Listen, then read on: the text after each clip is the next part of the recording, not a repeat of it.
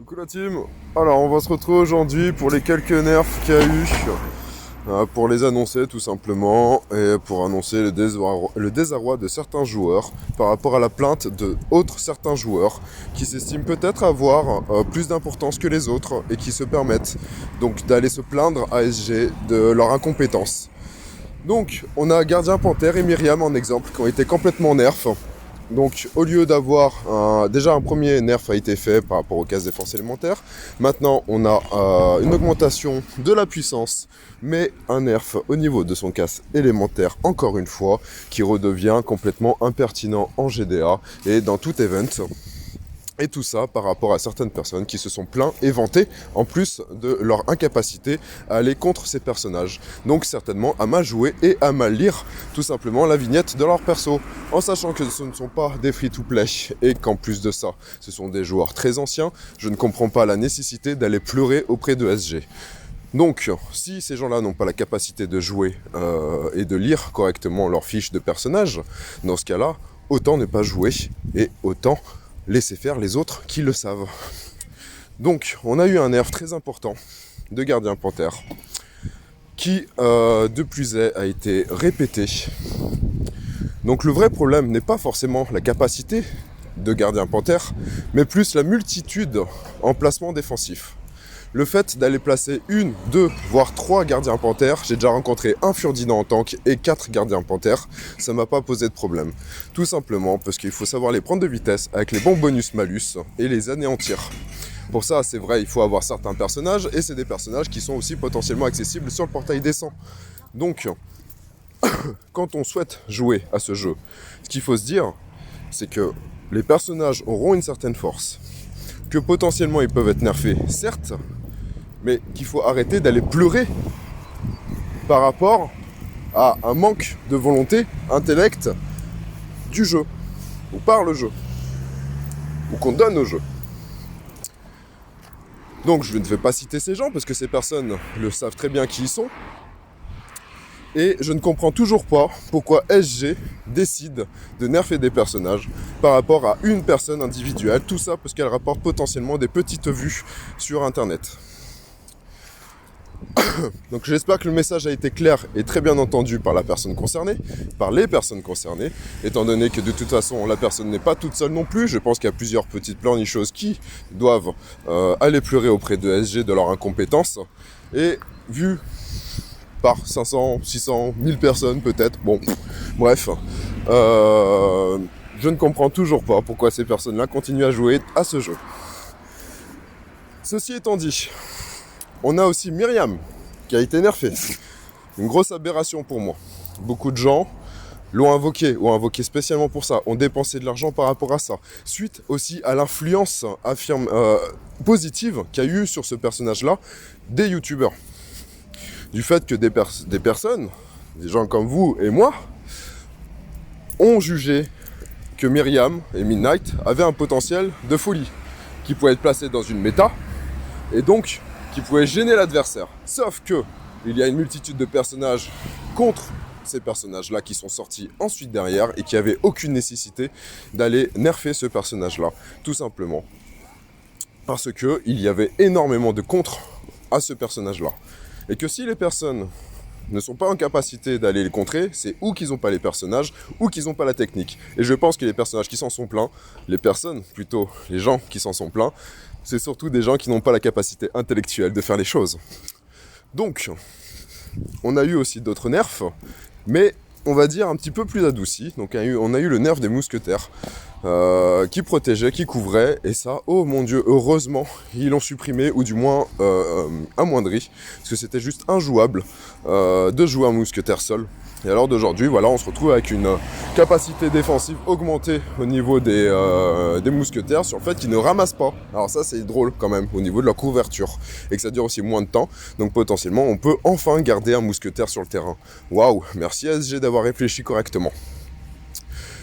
Donc, pour revenir sur les nerfs, si vous ne souhaitez plus jouer au jeu par rapport aux nerfs, et surtout par rapport à l'influence de tierces personnes qui ont peut-être plus d'influence au niveau d'SG, c'est quelque chose que je comprendrais totalement. Mais sachez juste un truc, c'est que si vous faites ça, vous donnez raison à des gens qui n'ont pas la capacité intellect de faire les choses, qui n'ont pas la capacité de patience et ni l'intelligence d'invoquer sur les bons portails pour obtenir les bons personnages. Donc n'allez pas gâcher votre jeu par rapport à ces personnes-là. Il est dommage de monter un personnage et de l'ELB et de se donner la peine de l'emblémer au maximum et derrière de se faire sucrer les capacités d'un personnage, chose que je comprends tout à fait et totalement. Mais n'allez pas gâcher votre cohésion d'alliance pour des merdeux pareils. J'espère que le message a été clair et entendu, que les pleurnicheuses que vous êtes, en tant que youtubeur, en tant que joueur, allez systématiquement pleurer auprès de papa, maman, SG de votre incapacité à jouer. J'espère que ça restera bien dans votre cerveau.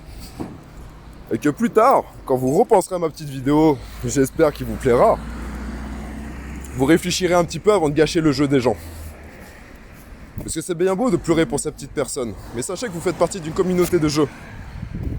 Une communauté qui est chère pour moi, et qui est chère pour énormément de personnes aussi. Et à l'heure d'aujourd'hui, vous venez gâcher ce jeu. Vous venez gâcher l'état d'esprit des gens.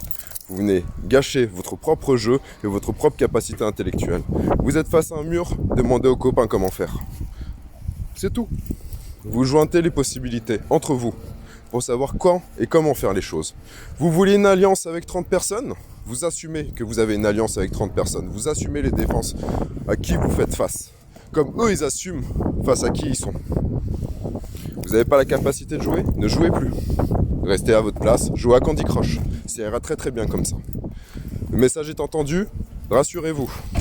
J'irai pas plus loin. Donc, maintenant on va passer sur la présentation des nouveaux personnages des dunes, parce qu'on va pas faire une vidéo pour rien. Et donc là, on a Etep RS, que je pourrais surnommer par RPS. Donc, on se retrouve avec un ecclésiastique. C'est pas une super classe, mais l'avantage c'est qu'elle va vous protéger contre le mana, ou du moins contre le retrait de mana.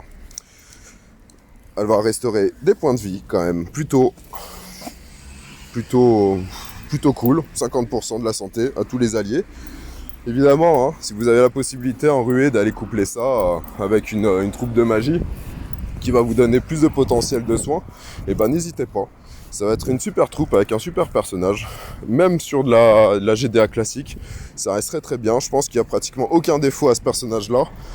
Après, on a une augmentation contre la nature. Bon, on arrive à quoi ? 84%, on peut vite arriver à autre chose, à presque à un 100%. Augmentation supplémentaire de 2% à chaque fois qu'ils sont touchés pendant 4 tours. Bon. En soi, ça peut vite monter à 100%. Vous pouvez carrément attaquer en bleu du vert. Si vous déclenchez RPS, derrière, vous êtes pratiquement sûr de l'emporter ou du moins d'avoir une résistance. En plus, elle fait ça quand même pendant 4 tours, ce qui est vraiment pas à prendre à la légère. Ça reste un très très gros personnage. Et potentiellement, on peut revenir sur des flancs bleus. Alors que c'est vrai qu'à l'heure d'aujourd'hui, on se retrouve beaucoup avec du tank violet, donc avec des flancs jaunes. Et elle pourra vraiment servir sur du flanc. Après en termes de tank, un soigneur en tank c'est jamais très très cool, sauf certains soigneurs comme Cléopâtre, qui est un excellent tank pour moi. D'ailleurs on s'est fait éclater par une team qui avait donc un tank violet et il y avait une seule défense qui avait un tank Cléopâtre avec d'autres personnages qui allaient très très bien ensemble d'ailleurs. Et ils avaient une synergie, une force entre eux qui était juste exceptionnelle. Et si on n'arrivait pas à trouver le moyen d'aller supprimer les soins, d'aller supprimer les bonus, on se faisait complètement anéantir par la synergie de ces personnages. Donc je me rappelle plus exactement de la composition, je pourrais mettre le petit passage un peu plus tard, peut-être collé à cette vidéo pour vous montrer un petit peu la défense dans laquelle je parle, qui avait une véritable force entre elles. Donc il y avait Merner, il y avait Cléopâtre, après je sais plus exactement qui y avait. Faudra que je me relance dedans. Donc ça a été 10 minutes de combat contre cette team.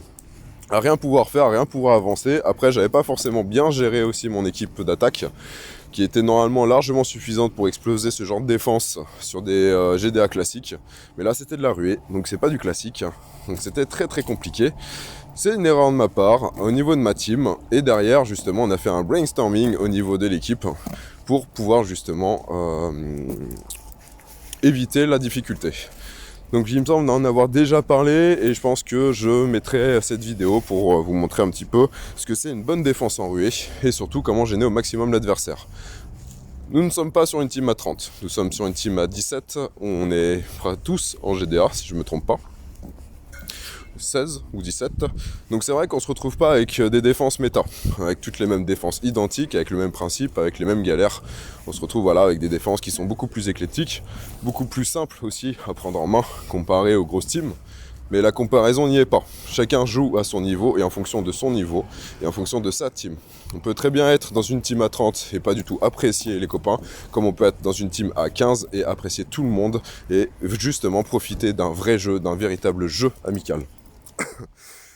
Donc pour revenir à notre sujet, oui aujourd'hui ça va être plein de messages dans la vidéo, donc j'espère que ceux qui veulent être réceptifs, car ça s'adresse à certaines personnes, écouteront jusqu'au bout pour vraiment comprendre notre point de vue en tant que joueur, on va dire, de moyenne zone.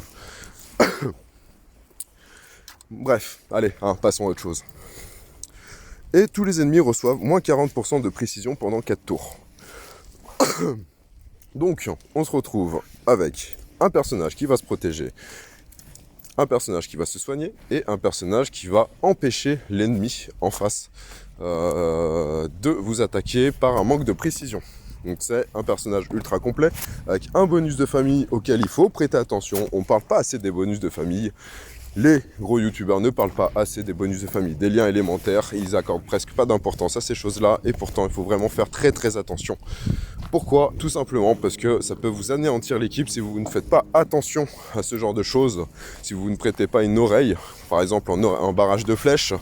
Avoir un personnage qui attaque déjà fort sur 5 comme un coup fou et qui fait en plus de ça une attaque sur tout le monde, c'est extrêmement gênant. Plus le barrage de flèches qui se met en place, qui va vous enlever 25% de votre vie restante, ça va vraiment être une épine dans le pied.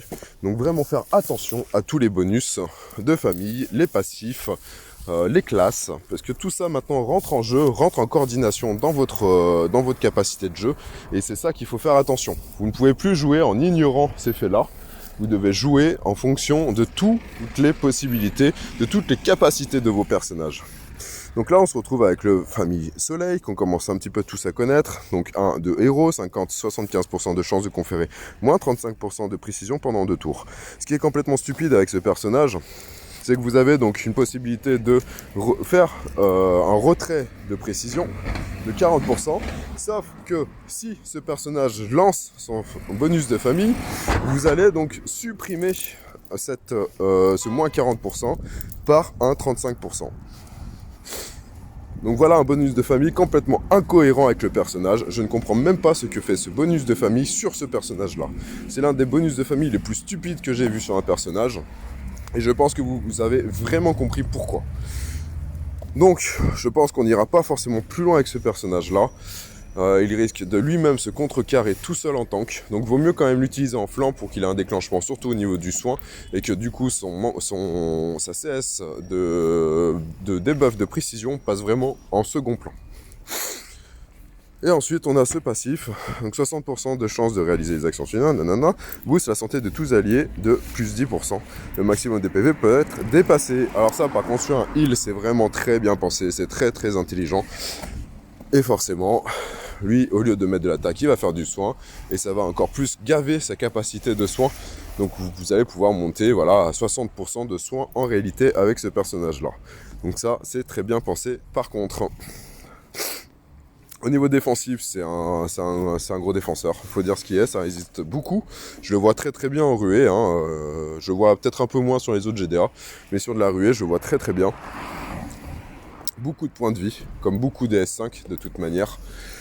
Donc voilà, ça en fait un personnage, mine de rien, assez complet. Mais je le vois toujours pas en tank. Je le verrai vraiment qu'en flanc.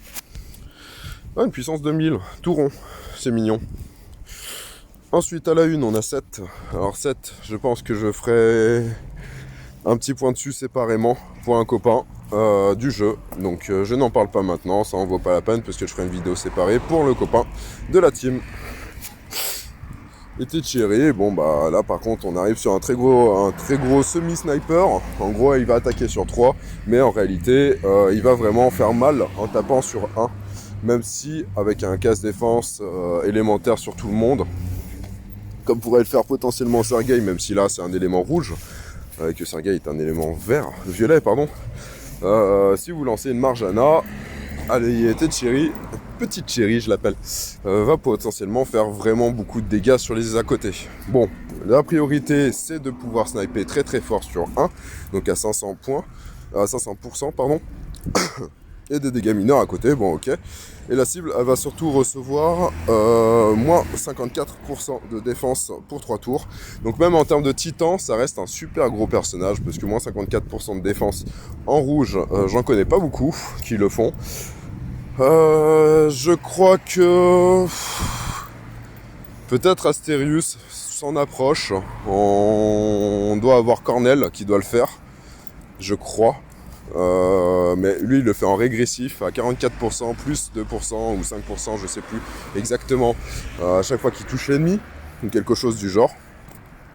Et si la cible est vaincue dans les 3 tours suivants, tous les alliés du lanceur reçoivent plus 20% de mana. Donc ça c'est un exemple qu'on a un petit peu avec Yaotep qui le fait aussi. Son bonus de famille, lui, il est plus intéressant que celui-là qu'on a vu précédemment, tout simplement parce qu'il ne va pas rentrer en superposition avec l'ACS. Donc là, voilà, d'ailleurs, si les youtubeurs veulent se plaindre de quelque chose, et bah qu'ils se plaignent d'herpès là, avec sa CS à la con, là, à la bête, pardon, qui abaisse la précision, et puis en fait derrière on a un passif qui va abaisser en fait ce debuff de précision en l'augmentant finalement. Bon, enfin l'augmentant dans le mauvais sens évidemment, parce que 40 à 35% c'est complètement stupide de régresser. Alors, là on a moins 24%. Ah bah ça aussi c'est complètement stupide en réalité. On arrive aussi sur un bonus de famille qui est complètement abruti. Bah c'est même pas la peine que je lise. De toute façon c'est abruti. On fait un casse défense de 24% alors que lui-même peut faire un casse défense de 54%. Ça n'a aucun sens. Ce bonus de famille est complètement stupide. À moins que je me trompe et que je lise mal, j'en sais rien. Alors peut-être que je me trompe et que je lis mal, mais moi en tout cas je me plains pas. Mais je trouve complètement stupide. Voilà, bon, j'irai pas plus loin dans ce bonus. Par contre, au niveau des passifs, qu'est-ce qu'on a? 50% de chance de réaliser des actions suivantes lorsque ce... voilà, on s'en fout. Inflige 70% des dégâts... Ah si, voilà, c'est ça que le passif que je cherchais. Donc ça, c'est un super bon passif, surtout pour un attaquant. Déjà qui va attaquer sur 3, qui va en sniper un très très fort, donc il y a de fortes chances qu'il élimine. Il va en taper sur 2, et en plus derrière, il va rajouter 70% de sa puissance en attaque. Donc ça, c'est très très fort. Il va le faire sur tout le monde, et on peut très vite coupler ce passif avec un passif identique des S5. En général, quand on arrive à avoir Titcheri, c'est qu'on a eu d'autres personnages de la S5 qu'on a déjà invoqués, et qu'on peut facilement aller le coupler avec Titcheri, pour justement augmenter cette capacité de passif qui est extrêmement bien, moi je trouve. Donc voilà pour Titcheri. Et puis voilà, on va s'arrêter là, je crois, pour ces personnages-là, pour les dunes. Et on va passer vite fait sur un ou deux personnages qui m'intéressent, Voluptas. Et surtout, j'aimerais juste parler du passif qui lui est exceptionnel. Hop. Donc on se retrouve, la famille Cupidon soutient les autres familles et royaumes. Les soins reçus par les héros en solo augmentent de plus 20%. Un héros est considéré comme étant en solo s'il n'y a pas d'autres membres de sa famille ou de son royaume dans l'équipe. Donc là on va se retrouver, si ça fonctionne comme les bardes, ça veut dire qu'un barde lui va donner 5% supplémentaires à tout le monde, à toute la composition offensive ou défensive. Et la famille Cupidon, dans son bonus, si la chose est identique à la famille des bardes, lui va donner 20% de soins supplémentaires à chaque soin apporté à toute l'équipe. Donc ça c'est excellent. C'est vraiment quelque chose qui peut rentrer dans une défense, dans une moyenne défense. Voluptas peut vraiment avoir sa part du jeu. D'autant plus en ruée, où là ça peut aller très très vite et elle peut déclencher un peu systématiquement et donc finalement envoyer du soin. Ce qui est juste un peu dommage, c'est que ce soin-là ne sera pas en overheal, mais on peut très bien aller le coupler avec un overheal pour aller compléter un soin et pour aller justement overheal sa défense. Donc ça, très intéressant. Je trouve ce passif plus maîtrisable en attaque qu'en défense, mais il pourra certainement servir et on a aussi du 5 étoiles avec ce même bonus de famille. Donc là, ça peut devenir très très très intéressant au niveau des 5 étoiles si vous en montez défensivement. Après, c'est pour ça que j'estime que Volupta, c'est quand même plus sur une volonté offensive, parce que ça reste un 4 étoiles. Donc on se doit de pouvoir le protéger, de pouvoir le déclencher quand il est bon de le déclencher, et pas de le laisser hasardeusement sur une défense. Sinon, dans ce qu'elle va faire, elle va détruire tous les démons du lanceur et des alliés proches. Donc ça c'est très très bien, ça nous facilitera un petit peu les attaques face aux démons, car on va pouvoir les supprimer. Par contre, elle ne fera rien de ces démons, comparé à une... je sais plus... Zhaoshan, non je sais plus comment elle s'appelle. Mais bon, la jaune des 3 royaumes en 4 étoiles qui le fait, qui va augmenter ses soins si je ne me trompe pas, en fonction des minions qu'elle va supprimer. Mais elle va quand même restaurer donc 40% de la santé du lanceur et des alliés à proximité. Donc ça c'est très très bien. Ok, ça le fait que sur 3, mais c'est quand même 40%, c'est pas négligeable. Et surtout c'est cette capacité de supprimer les sbires. Ça peut vraiment faire le change, et surtout sur du tournoi. On commence à avoir du 4 étoiles qui fait énormément de minions, pardon. Et donc là ça va permettre de un petit peu donner le change face à ces personnages où on avait un peu plus de mal. Même sur du sans soin, on va pouvoir supprimer les sbires. Mais bon, c'est vrai que c'est dommage, on va devoir utiliser Volupta uniquement pour supprimer les sbires, car elle ne fera rien d'autre derrière en passif, ni en lien familial, ni au niveau de sa CS. Mais au moins ça supprimera les sbires sur du sans soin, et ça nous permettra peut-être d'avoir plus de mouvement, plus d'endurance pour relancer sa CS et pour éliminer l'ennemi en face. Au niveau des stats, c'est un peu moyen. C'est un peu moyen défensivement, elle est taxée au niveau de l'attaque, c'est un peu dommage pour ce personnage là. Donc après je sais pas exactement, je vais voir ça.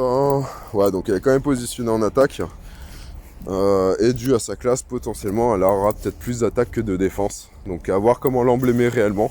Si elle peut tourner plus sur la défense vie, je pense que c'est largement possible, qu'on peut dépenser la défense, qu'on peut faire dépasser la défense par rapport à l'attaque, et donc potentiellement augmenter sa capacité défensive et sa résistance. Et ensuite on a ce petit 3 étoiles, Zarola, qui a un joli petit nom.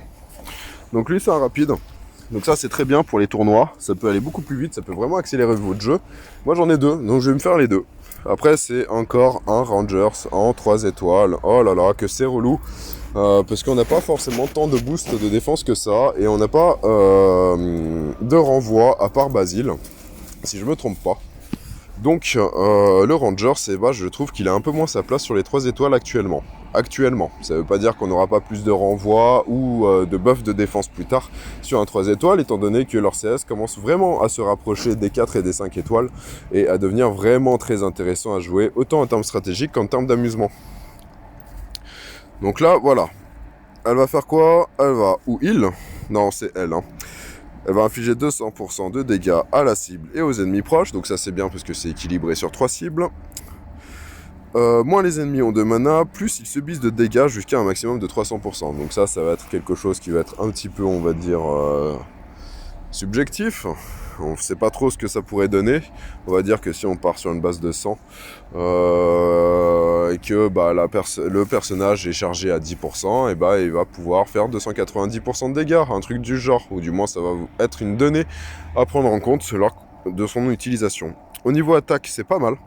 Par contre, niveau défense et point de vie, c'est très moyen.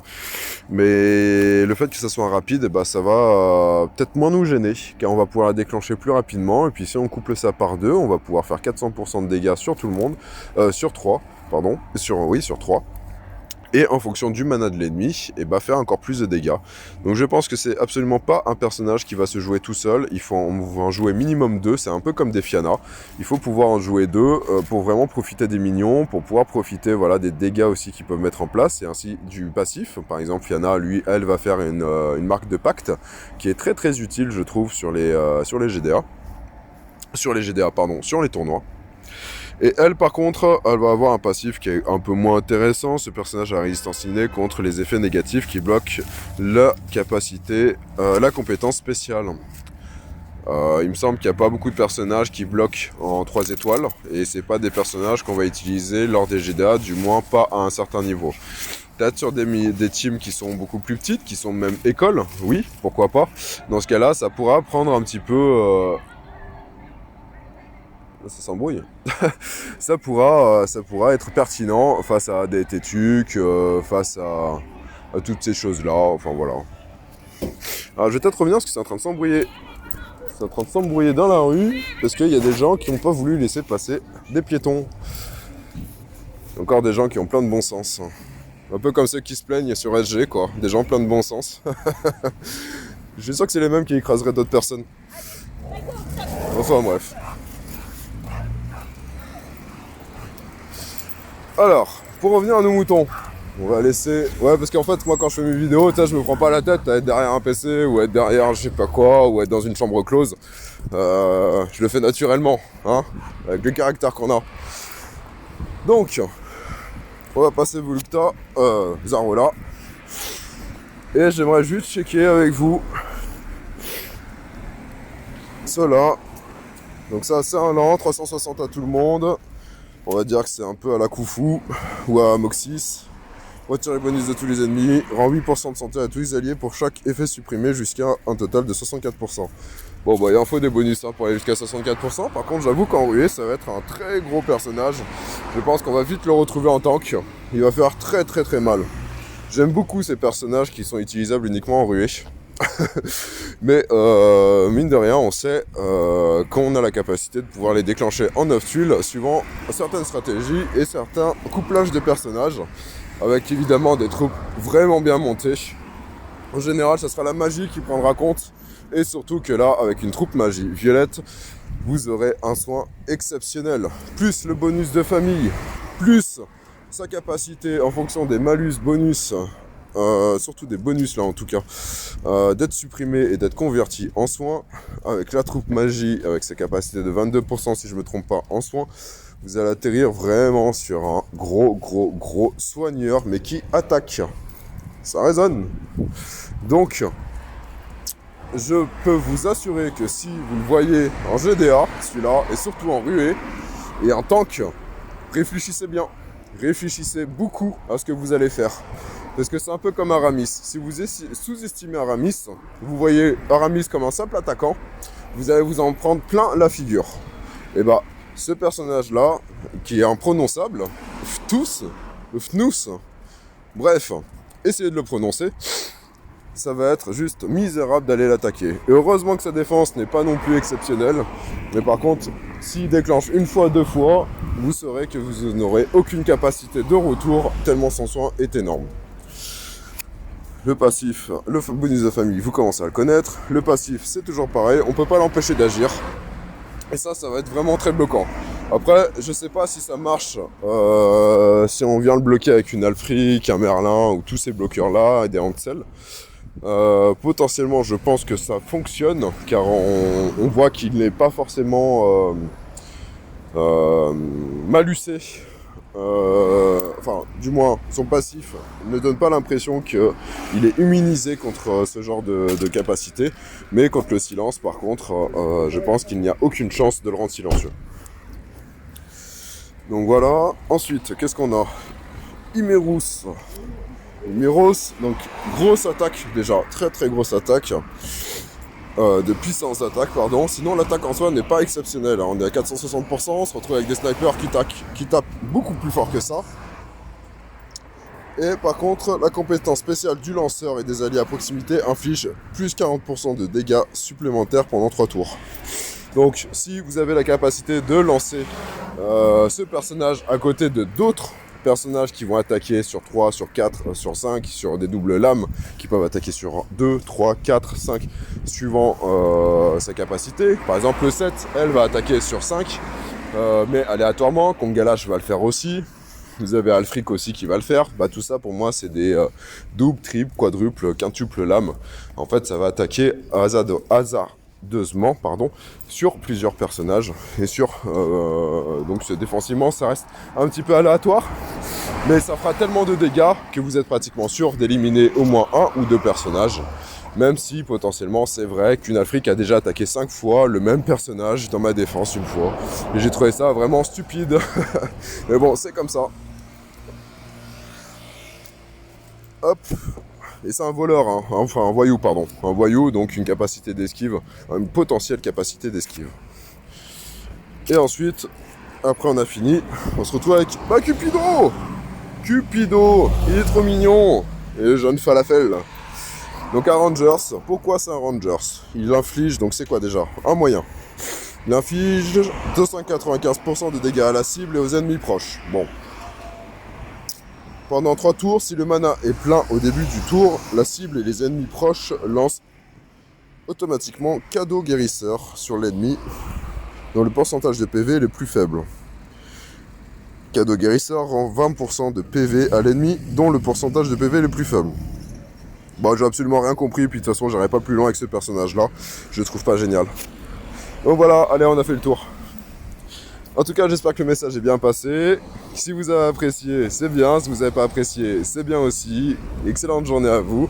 Et puis à la team, à la crèche, big up à vous. Excellente GDA encore une fois. 4e victoire d'affilée. Puis on enchaînera sur la 5e et sur la 6e. Hein, allez, gros bisous à tous l'équipe. Prenez soin de vous. Et puis ceux qui suivent sans nous connaître, vous allez bientôt apprendre à nous connaître. Bonne journée à vous. Bisous.